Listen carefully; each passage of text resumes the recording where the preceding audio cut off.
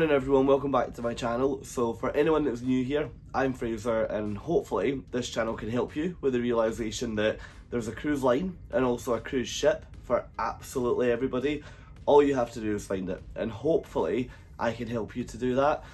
Now, it's currently 5:30 in the morning and I'm on Discovery Princess, which is the new ship from Princess Cruises, and I am currently up in Alaska.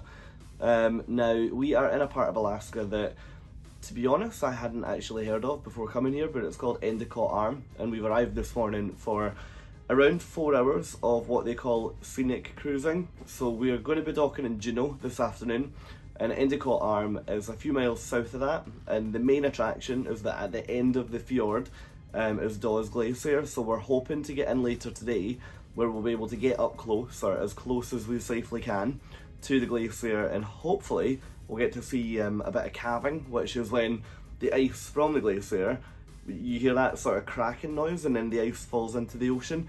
So we're really hopeful for that. Yeah, so I'm going to take you out on the decks, give you a bit of a feel for what it looks like to cruise in Alaska. As you will know from before, I am not in a balcony cabin on this cruise, so a balcony was costing pretty much double for me as a solo traveller what it was to have an inside cabin. So I'm currently on deck 12, so to be fair, totally fine. It's 3 floors away from the pool, so pretty easy to get outside. And on the majority of ships really, you get what they call a bridge cam, or like a navigation cam or something like that, where you get a view from the bridge camera on your cabin TV. So I'll show you what that looks like now, but to be fair, the definition on this one's pretty good, so I don't miss a window too much.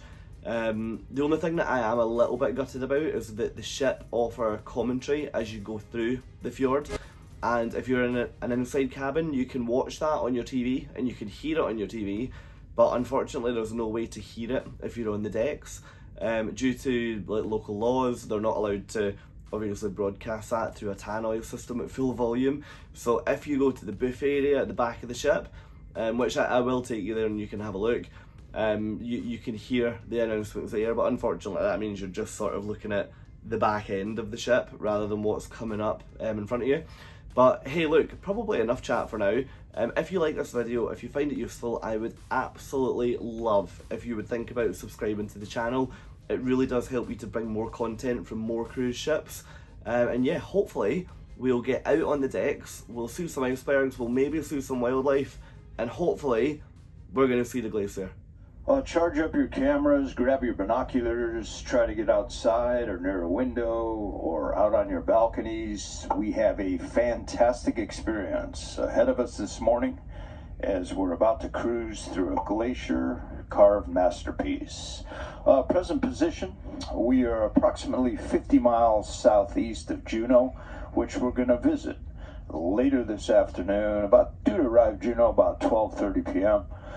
Endicott Arm Fjord ahead of us is 30 miles long, very narrow, twisting and turning, serpentine, and we're going to try to go all the way in to the eastern terminus to see Dawes Glacier.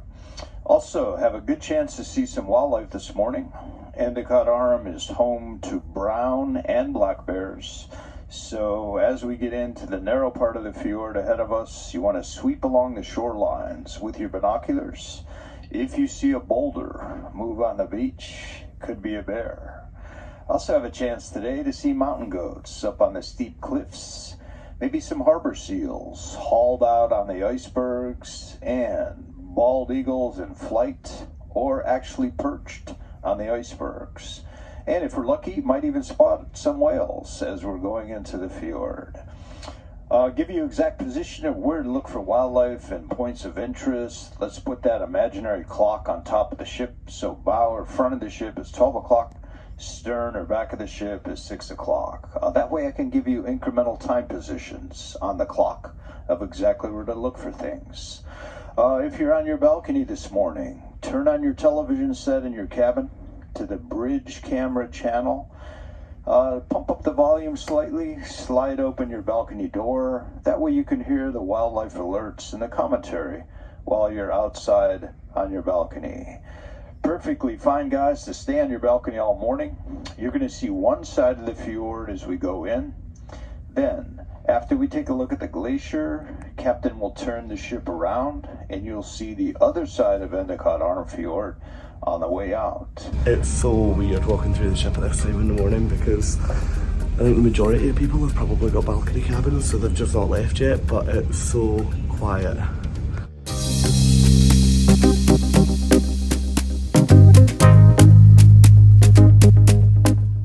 Now, it's probably worth a shameless plug at this point to say that while a lot of people were enjoying their balconies and while they were out on the decks, I was actually able to get a lot of the content filmed for my full ship tour.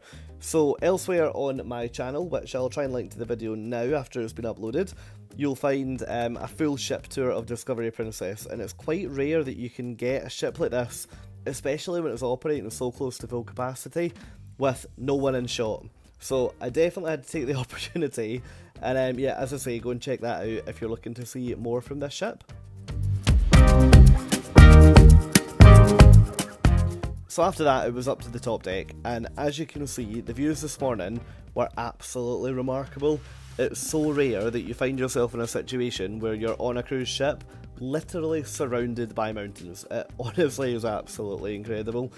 Anyway, as I think I mentioned earlier, I haven't seen a glacier before, so I was really looking forward to getting to the top of the fjord, but unfortunately, after being out here for a couple of minutes and taking some photos, our naturalist who was on the ship that week doing the commentary, he came on the tannoy with, yeah, some pretty bad news. Left of the mountain straight ahead of us, it is clogged with icebergs. And again, safety is the number one concern of the captain. Your safety, the safety of the ship. So he has made the call to turn the cruise ship around in our present position. So yeah, unfortunately we didn't actually make it to the glacier, so hey, maybe I should say that next time I go, I will. So yeah, I've got a reason to go back already. But yeah, I guess one of the brilliant things with being in a fjord is that once you're in, you have to turn and come back out. So we were, yeah, treated to these just amazing views where the ship did a full turn, which you've just seen in the video here, and then we headed back out past all of the icebergs that were just floating down the water. It really was, you know, I can't actually explain what it was like to stand there and watch them. Anyway, after that, it was probably to one of my favourite places, which was the pastry counter, so we're getting straight back to it, never mind all that amazing scenery. The pastry counter for plenty of these. Then we went back outside to watch us just kind of sailing away with a couple of coffees for a bit, and then yeah, headed back to the room, which is where I'll talk to you from in a minute.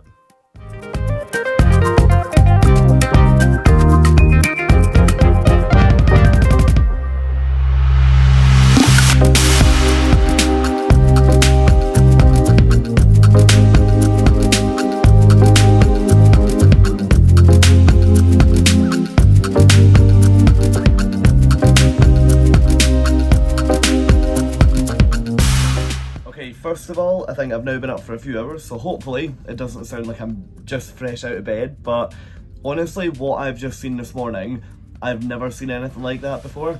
The plan for us was to get all the way up the fjord and ultimately get to Dawes Glacier, which was apparently at the very end. Now, you'll have seen in the clips there that unfortunately due to, well, the number of icebergs that simply blocked the valley, we just couldn't get all the way up. Which I completely appreciate. I think there probably would be a degree of disappointment with most people. I mean, I really wanted to see it, so I'm a little bit gutted. But at the same time, also appreciate that, you know, it's nobody's fault. It's part of the plague of nature, really, isn't it? And yeah, it was amazing to see. There was an excursion that while we were turning to come back down, another kind of smaller boat came and picked people up from the ship and took them up through the icebergs, so they would have got amazing views, but it was a couple of $100s to book that before I came on, and places sold out so quick. So I first looked, I think it was about 2 months ago, to see about excursions, and it was already fully sold out. And on the Facebook group for this sailing, people were constantly posting, you know, does anyone know if there are opportunities available for that? Or actually, I think 1 or 2 places became available and people were posting to say, hang on, if anyone's interested, there's two slots that you can take. So it's definitely worth thinking about, because I actually didn't realise that that trip to the Glacier might get cancelled. I just assumed that every ship that came in here would actually get all the way up to the end, so definitely one to note. Anyway, the plan for this afternoon, so we dock in Juneau, a little bit of a weird day. So scenic cruising that we've had this morning started at roughly 5:30 and it must have finished about 9:30. So we are now cruising down to Juneau, which is Alaska's capital, and we will be docking there at 12:30.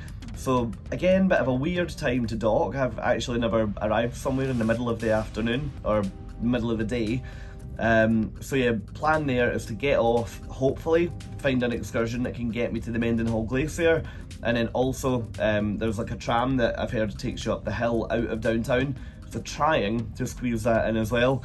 But look, for now, hopefully this video gives you a bit of insight to what scenic cruising in Alaska looks like, because I had absolutely no idea what to expect when I booked this cruise. So look, if you found this video useful, if you've enjoyed it, please, please, please smack that subscribe button and keep in touch. But for now, thank you so much for watching, and I'll catch up with you soon. Thank you. Bye.